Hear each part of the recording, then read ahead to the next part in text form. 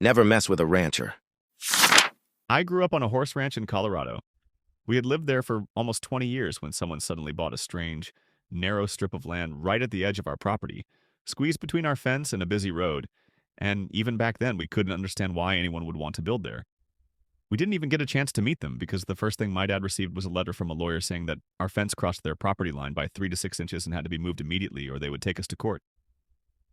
My dad was a calm, reasonable man, so he tried to talk it out, offered compromises, even suggested selling them part of our land for cheap so they could build farther away from the road, but they weren't interested in any of that. They just wanted the fence gone, right away.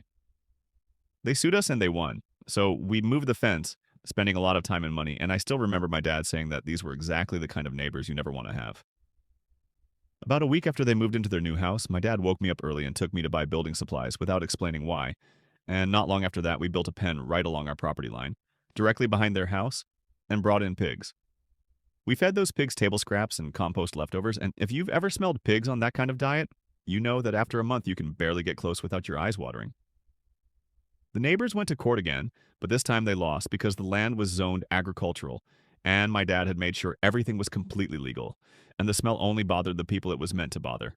In the fall, we sold the pigs, but my dad stacked new building materials next to the pen and calmly told the neighbors we would be expanding the operation in the spring, and by January, when the ground was frozen and there was no smell, they sold the house and moved away. As soon as they were gone, we tore the pen down. The new neighbors never smelled a thing. We're still friends with them to this day, and I learned one simple rule: never mess with a rancher.